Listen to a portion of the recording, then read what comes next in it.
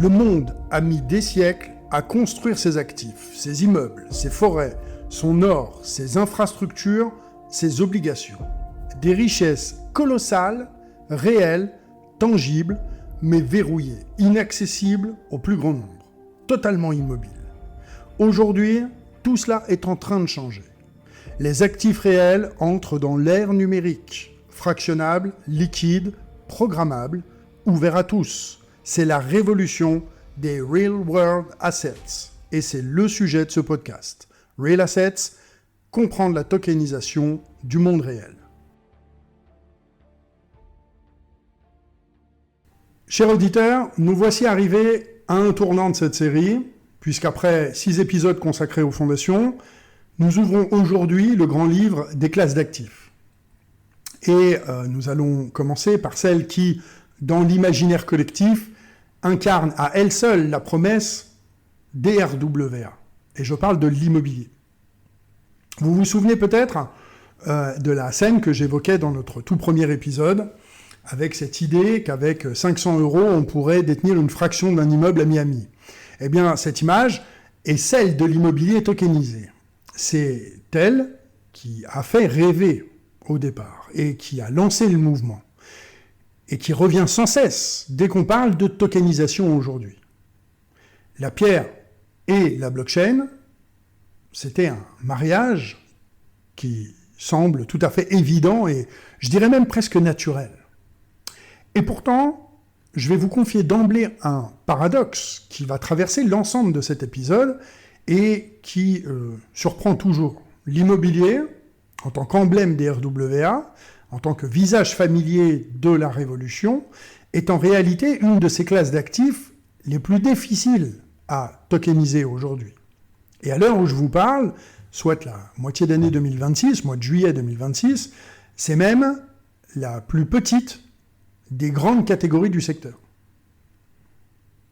Aujourd'hui, le marché total des actifs tokenisés dépasse les 30 milliards de dollars.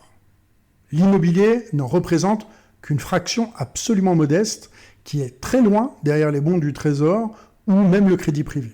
Alors comment expliquer ce grand écart entre la promesse et la réalité? Pourquoi ce qui semble si naturel se révèle au fond si complexe? Et c'est toute la question de cet épisode. Et comme ce sujet touche au cœur même de mon métier, je vous en ai parlé dans un épisode, l'épisode où je me présente, sur qui je suis, je vous y renvoie, eh bien je vais m'efforcer de vous parler en tant que praticien et non en tant que théoricien, entre praticien qui connaît la pierre de l'intérieur. Alors nous allons décomposer la brique dans cet épisode. Regardez le résidentiel, le commercial, l'industriel, comprendre pourquoi l'immobilier résiste autant. On va examiner les modèles qui fonctionnent et ceux qui aussi ont trébuché et affronté sans détour la grande question de la liquidité, un sujet qui revient souvent sur la table. Et celle-ci sera la première des 2 parties, tant le sujet est riche. Aujourd'hui, les fondamentaux et le résidentiel, et la prochaine fois, les structures plus complexes et l'immobilier institutionnel. Si vous le voulez bien, entrons dans la pierre. Et commençons par élucider ce paradoxe, parce qu'il éclaire absolument l'ensemble. Si l'immobilier semble être le candidat idéal à la tokenisation, c'est pour de bonnes raisons. C'est parce que c'est un actif tangible et qui est compréhensible par tous. Il est générateur de revenus réguliers, sous forme de loyer, et surtout, il souffre de 2 maux que la tokenisation prétend justement, précisément, guérir. Des tickets d'entrée élevés et une illiquidité chronique. Sur le papier, le remède et la maladie sont faits l'un pour l'autre. Mais dès qu'on entre dans le concret, il y a tout un tas d'obstacles qui surgissent. Et ils sont absolument redoutables. Le premier obstacle, il est juridique. Et on l'a déjà effleuré dans un épisode précédent. Je vous y renvoie. Contrairement à une obligation ou une action, qui sont par nature des écritures dans un registre, l'immobilier est un bien physique, dont la propriété est encadrée par un droit ancien, lourd, territorialisé. En France, souvenez-vous, Vendre un immeuble exige l'intervention d'un notaire et une inscription à la publicité foncière.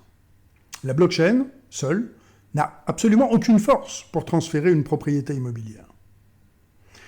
Ce mur juridique nous oblige à passer par la société dédiée, ce fameux véhicule que nous avons décrit et qui détient l'immeuble et dont on tokenise les parts. On ne tokenise donc jamais réellement la pierre, que ça soit dit. On tokenise une société qui possède la pierre. Et cette médiation ajoute de la complexité, elle ajoute des coûts et une distance supplémentaire entre l'investisseur et le bien réel. Le deuxième obstacle, il est plus opérationnel. Un immeuble, ce n'est pas une ligne de compte inerte dans un grand livre. Parce que cet immeuble, il vit. Il a des locataires qui parfois ne paient pas. Il a une toiture qui peut fuir, qui est à changer. Il a une chaudière qui rend l'âme. Il a des charges. Il a des travaux. Il a des vacances locatives. Il a des litiges de voisinage. Bref. Toute cette gestion, cette matérialité têtue du bâti ne disparaît absolument pas parce qu'on a tokenisé le bien, soyons bien d'accord. Elle demeure bien réelle et quelqu'un doit s'en occuper. Le rendement affiché sur une plateforme est presque toujours un rendement brut avant que ces aléas ne viennent l'entamer. La blockchain ne répare pas les toitures et elle ne le fera jamais, a priori. Le troisième obstacle tient à la valorisation. Ce sera notre troisième et dernier obstacle. Une action se valorise à la seconde. Son cours s'affiche en temps réel sur les marchés. Un immeuble, lui, ne se valorise que par expertise, périodiquement, avec une part inévitable de subjectivité. Combien vaut vraiment ce bien aujourd'hui ? La réponse n'est jamais aussi nette que pour un titre coté.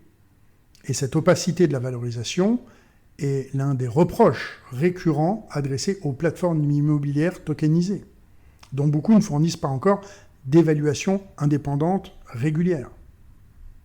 Tout au long de ma carrière, plus de 25 ans, je vous le rappelle, j'ai expertisé un nombre conséquent, j'en ai même pas le chiffre en tête, je les ai pas comptés, tellement elles sont nombreuses, de biens immobiliers, tant dans le haut de gamme, dans le luxe, le premium, que dans des biens courants.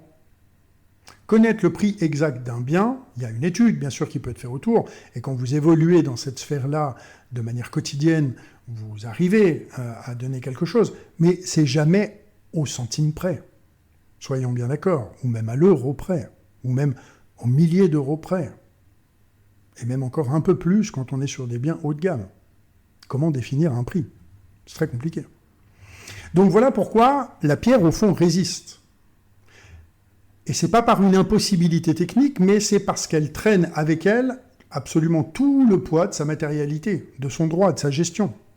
Et comprendre ça, eh bien, c'est déjà se prémunir contre les promesses un peu trop lisses qu'on peut vous faire.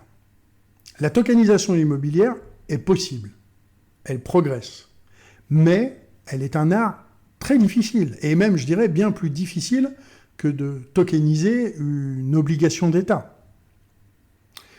C'est dans l'immobilier résidentiel que l'aventure a démarré. Et c'est encore là que les modèles grand public sont les plus aboutis. Le résidentiel a un avantage, c'est qu'il est simple à comprendre. Il y a une maison, il y a un locataire et il y a un loyer. L'investisseur saisit immédiatement ce qu'il achète. Le pionnier absolu, celui qui a tout commencé et dont je vous ai parlé déjà à plusieurs reprises, qui est maintenant de l'histoire ancienne, enfin presque, c'est Realty. Et il mérite qu'on s'y attarde un petit peu, encore une fois, peut-être la dernière, j'espère, parce que c'est vrai qu'on revient souvent sur cette société, mais bon, son histoire est devenue un cas d'école. Mais pas au sens où on l'entendait il y a encore 2 ans. Realty tokenisait des maisons individuelles de location aux États-Unis et principalement à Détroit. Je vous renvoie à l'épisode, si ça vous intéresse, d'avoir un épisode un petit peu plus long et complet sur cette société et ce qui s'est passé. Chaque maison était placée dans une société dédiée, ce qu'on appelle une LLC de droit américain, et souvent constituée soit dans le Wyoming, soit dans le Delaware. Les parts de cette société était tokenisée et vendue par fraction, à partir de tickets d'environ, de mémoire, une cinquantaine de dollars, je crois, et je dirais une cinquantaine de dollars seulement. Et le loyer net, une fois les charges déduites, était redistribué aux détenteurs à un rythme hebdomadaire, directement dans leur portefeuille numérique. Et à son apogée, eh bien, ce modèle a séduit quelques 16 000 investisseurs, c'est pas rien, répartis dans plus de 150 pays au total. Le rêve fondateur incarné. Et puis, leur modèle s'est effondré. Mais je le redis encore une fois, pas la technologie. Et retenez bien ce point, parce qu'il est capital. La blockchain, elle a tenu, elle, jusqu'au bout. Elle tient encore, d'ailleurs, au moment où on se parle. Les smart contracts ont distribué les loyers chaque semaine, sans interruption, sans faille de protocole, sans détournement on-chain. Ce qui a cédé, c'est tout ce qui passait hors de la chaîne, dans le monde réel des quartiers de Détroit. Il y a eu une gestion de terrain qui a été défaillante, il y a eu un gestionnaire immobilier qui a été accusé d'avoir falsifié des bons de travaux, il y a eu des centaines de propriétés laissées à l'abandon, il y a eu une ville de Détroit qui a porté plainte, il y a eu des loyers qui, bien sûr, de ce fait-là, ont été gelés, et il y a des fonds qui ont été placés sous séquestre dans l'attente d'un jugement. Et là, je ne suis pas l'affaire au quotidien, j'ai déjà eu des commentaires là-dessus. Ça ne sert à rien de rentrer dans le détail. Je sais qu'il y a des gens qui sont en jugement, notamment avec cette société. Actuellement, ça ne sert à rien de rentrer dans les détails, parce que moi-même, je ne rentre pas dans tous les détails. Je ne fais pas leur procès aujourd'hui dans mon podcast. Ce n'est pas l'objet. Moi, je parle de la technologie. Et je suis obligé d'aborder, du coup, un peu quelques-unes de leurs fautes. Mais que ça intéresse, aille chercher directement sur le web. À mon avis, il y a une quantité d'infos bien suffisante sur les défauts de Realty. Parce que ça a été une faute de vigilance. Une faute de vigilance suffisante des fondateurs sur leur propre chaîne opérationnelle, tout simplement. Et l'édifice s'est écroulé. Et il s'est écroulé jusqu'au dépôt de bilan, là, récemment. Realty, le pionnier, est aujourd'hui un naufrage. Alors pourquoi je vous raconte cet échec de nouveau un petit peu en détail, alors même que je défends ce secteur? Eh bien précisément parce qu'il enseigne la leçon la plus importante de tout cet épisode.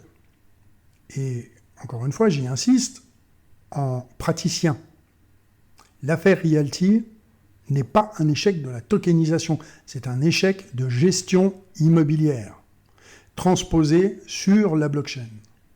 La technologie fait exactement ce pourquoi elle était conçue, c'est-à-dire automatiser les paiements, fractionner l'actif et créer la liquidité. Elle n'a jamais eu vocation à surveiller l'état des canalisations d'une maison de Détroit et elle ne le pouvait pas. Tokeniser un actif, c'est transposer ses qualités sur la chaîne, mais aussi tous ses risques, ses défauts, ses servitudes, etc., etc. Un mauvais actif mal géré reste un mauvais actif, qu'on le tokenise ou non, ça je vous l'ai déjà dit dans un autre épisode. La blockchain ne rachète pas la négligence humaine, et a priori, elle ne le fera jamais. Il y a d'autres acteurs qui poursuivent aujourd'hui sur des modèles voisins, comme Lofty, qui tokenise également des logements locatifs américains avec des tickets d'entrée plutôt bas sur une autre blockchain. Ils avancent, eux, avec le souvenir cuisant de Realty en tête, conscients que la rigueur de gestion off-chain est le vrai talon d'Achille de l'immobilier tokenisé. Ce que le modèle résidentiel a démontré au fond, dans sa grandeur comme dans sa chute, c'est la puissance du rêve fondateur et la nature réelle de ses fragilités. Un particulier, où qu'il soit dans le monde, peut, avec quelques dizaines d'euros, détenir une part d'une maison américaine et en percevoir les loyers. Cette promesse s'est vérifiée, il n'y a pas de problème, ça s'est fait. Et ça s'est très bien fait d'ailleurs, à un moment donné, enfin sur la partie technologique tout du moins, mais elle s'accompagne d'une exigence de gouvernance que la technologie à elle seule ne saurait garantir. Et c'est cette exigence qu'il faut, à mon sens, désormais regarder bien en face. L'aventure Realty et celle des plateformes qui poursuivent aujourd'hui sur des modèles voisins nous offrent une grille de lecture précieuse pour apprendre à examiner tout projet immobilier tokenisé avec le plus grand des discernements. 3 leçons se dégagent, valables bien au-delà d'un acteur particulier. La première leçon, c'est la concentration géographique. Quand une part importante des biens se concentre sur une seule ville, au marché immobilier particulier, marqué par des quartiers à forte vacance et à risque locatif élevé, comme ce fut le cas à Détroit, l'investisseur s'expose massivement à la santé de ce marché unique. La diversification promise n'est réelle que si l'on répartit ses positions, ce que la structure de l'offre ne facilite pas toujours. La deuxième leçon, c'est la qualité réelle des actifs et de leur gestion. Certains biens se trouvent dans des quartiers modestes où la vacance et les coûts d'entretien sont plus lourds que ne le laissent croire les rendements affichés. Le taux de rendement mis en avant sur une fiche est un argument commercial. Le vrai rendement, celui que vous toucherez, dépend de la vacance effective, des impayés, des travaux imprévus, et surtout de la rigueur de ceux qui gèrent les biens sur le terrain. L'effondrement de Realty l'a montré de façon éclatante. C'est là, dans la gestion physique déléguée et mal contrôlée, que tout s'est joué. La règle d'or, c'est de lire le document d'offre, le mémorandum, pour comprendre la structure de frais réels, la politique de réserve et la solidité du dispositif de gestion. Il ne faut jamais se fier aux seuls chiffres qu'on vous envoie en façade. Il ne faut surtout jamais négliger la question de savoir qui, concrètement, veille sur la pierre. Ça doit vous être annoncé de manière transparente, claire et limpide, comme de l'eau, la liquidité. La troisième leçon, et c'est la plus importante, celle qui mérite un chapitre entier, la liquidité. J'en parlais à l'instant. La liquidité, c'est l'argument massu de la tokenisation immobilière. Le discours est absolument séduisant, vous ne pourrez pas me dire le contraire, parce que transformer un actif illiquide par excellence en token échangeable en quelques secondes sur un marché ouvert jour et nuit, c'est la fin de l'attente de plusieurs mois pour vendre un bien. Vous avez besoin de liquidité ? Eh bien, vous vendez vos tokens le jour même. Aussi simple que ça. Et c'est la promesse. Qu'en est-il dans la réalité de 2026 ? Je vais être précis et honnête parce que c'est ici que se joue toute la crédibilité du secteur. Il faut distinguer la liquidité technique de la liquidité réelle. Techniquement, oui, un token peut être transféré en quelques secondes, je le répète. La capacité d'échange existe. Il n'y a pas de problème. Plusieurs plateformes opèrent aujourd'hui un marché secondaire interne et se connectent à des places d'échange décentralisées, offrant, en principe, à leurs porteurs des portes de sortie avant même la vente du bien sous-jacent. Mais la liquidité réelle, celle qui compte vraiment, ça c'est autre chose. Parce que c'est la capacité à vendre rapidement à un prix juste, sans forte décote, parce qu'il existe en face un acheteur qui serait prêt à payer. Et là, le constat de 2026 est plutôt lucide pour la grande majorité des plateformes. Hors quelques acteurs établis, la liquidité des marchés secondaires reste absolument insuffisante. Vendre vite ces tokens sans concéder une décote demeure l'exception. Et c'est absolument pas la règle. Un observateur avisé résume bien la situation. La liquidité de ces tokens est plus fine que celle d'une action cotée, mais plus profonde que celle d'un placement immobilier privé classique. C'est une forme d'entre-deux, en quelque sorte. Un progrès réel par rapport à l'immobilier traditionnel a été opéré, mais on est encore loin de la liquidité parfaite que le marketing laisse miroiter à ce jour. Alors, moi, je me suis posé une question. en tant que personne qui est dans ce business. Pourquoi cette liquidité peine-t-elle à émerger? Eh bien, tout simplement parce que, j'y ai répondu en tout cas moi ainsi, parce que la liquidité ne se décrète pas, mais elle se construit. Elle exige un grand nombre d'acheteurs et de vendeurs actifs en profondeur de marché. Elle exige une confiance partagée dans la valorisation. Or, ces marchés sont encore très jeunes et ils sont fragmentés et assez peu peuplés globalement. On peut tokeniser un immeuble, cela ne crée pas magiquement une foule d'acheteurs pour ces tokens,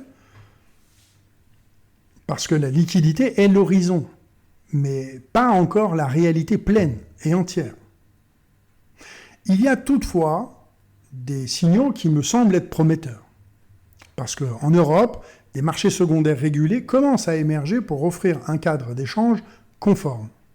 Et à Dubaï, une innovation remarquable a vu le jour début 2026 avec une plateforme d'échange secondaire qui a été adossée directement au registre foncier officiel, où le transfert d'un token met automatiquement à jour le registre de propriété en temps réel. Et c'est une première mondiale. Et le reste du secteur, en ce moment, l'observe avec une très grande attention, parce qu'elle résout d'un coup le divorce entre la blockchain et le registre légal. Mais on en reparlera dans la seconde partie, donc je ne vais pas trop entamer ce sujet-là. Si vous voulez bien, quittons le résidentiel pour élargir le regard vers les deux autres grands segments que sont l'immobilier commercial et l'immobilier industriel. Alors ici, on va changer d'échelle et de public, en quelque sorte. L'immobilier commercial, qu'on s'entende bien, ce sont les bureaux, ce sont les commerces, ce sont les hôtels. Et l'immobilier, ce qu'on appelle l'immobilier industriel, ce sont les entrepôts, c'est la logistique et de plus en plus les data centers, dont on entend parler maintenant beaucoup avec l'IA, notamment, qui sont des cathédrales de notre époque numérique. Eh bien, ces actifs se distinguent du résidentiel par leur taille, par leur complexité. Et le profil de leurs investisseurs est historiquement institutionnel. Les premiers pas de la tokenisation dans ce domaine ont été absolument spectaculaires. L'un des cas les plus emblématiques a été un véritable jalon historique et fut la tokenisation d'un grand hôtel de luxe à Aspen, dans le Colorado, opéré dès la fin des années 2010. Une société de gestion new-yorkaise a levé plusieurs millions de dollars en tokenisant les parts de cet établissement prestigieux, et le token a été coté sur une plateforme d'échange dédiée. Et il a vu sa valeur progresser sensiblement dans les mois qui ont suivi, résistant même aux turbulences de cette période-là, de 2010. Et ça a été une démonstration très précoce que la tokenisation pouvait toucher le haut de gamme et pas seulement les maisons de Détroit qui viendront après, et dont nous avons parlé, nous, avant. Depuis, le mouvement s'est amplifié, puisqu'on a des portefeuilles entiers d'immobilier commercial qui ont été tokenisés, parfois pour des montants dépassant les 2 milliards de dollars, via des plateformes spécialisées dans ce segment. Des acteurs se concentrent exclusivement sur l'immobilier commercial américain, et d'autres sur l'immobilier tertiaire en Asie du Sud-Est. Vous savez, le crédit immobilier lui-même est tokenisé. Il y a des fonds de dette immobilière qui permettent d'investir non pas dans la propriété d'un bien, mais dans les prêts qu'ils financent, avec des rendements affichés qui sont parfois très élevés, voire dingues. Ce segment commercial et industriel est absolument passionnant, je trouve, parce qu'il attire les capitaux sérieux et surtout, il professionnalise le secteur. Mais il partage exactement les mêmes défis fondamentaux que le résidentiel, et souvent même amplifiés par la taille des actifs. On a une complexité juridique qui est accrue, on a une valorisation qui est encore plus délicate pour un immeuble de bureau unique, et la liquidité secondaire est tout aussi difficile à établir. Un token d'hôtel de luxe ne trouve pas plus facilement acheteur qu'une part de maison. Parfois moins parce que le cercle des acquéreurs potentiels est encore plus restreint. Et c'est dans ce segment institutionnel que se jouera pourtant, à mon sens, une part décisive de l'avenir. Parce que c'est là que l'immobilier tokenisé rencontre les grands gestionnaires d'actifs, les family office, les investisseurs professionnels que nous avons vus basculer dans l'épisode précédent. Et c'est là aussi que la comparaison avec les véhicules existants, comme les SCPI en France, devient particulièrement éclairante. Mais ce sera précisément le cœur de notre prochain épisode. Prenons un petit peu de hauteur, comme j'aime le faire sur mes fins d'épisode, et donc prenons de la hauteur au terme de cette première plongée, je dirais.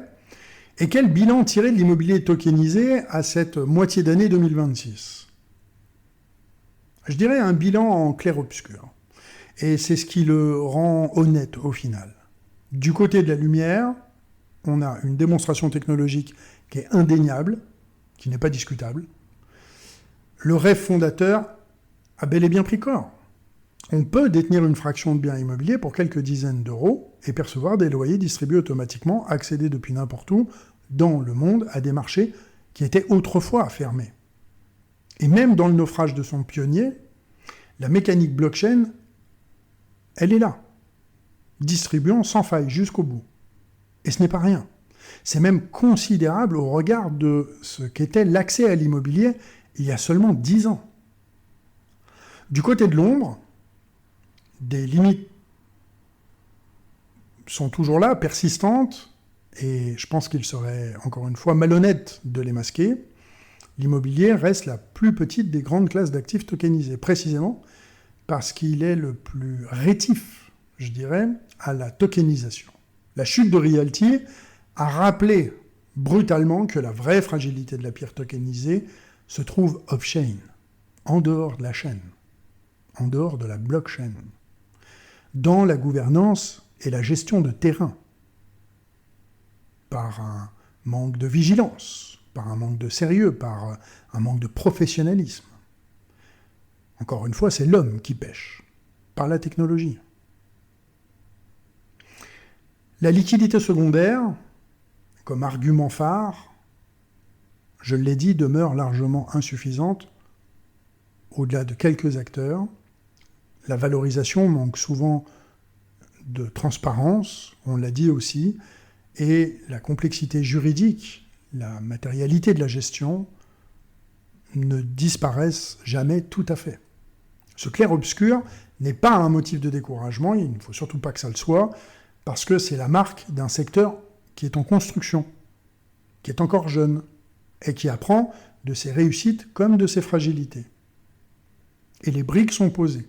La question n'est plus de savoir si l'immobilier tokenisé existera, parce qu'il existe déjà, donc sortons cette question, mais à quelle vitesse et sous quelle forme il atteindra sa maturité.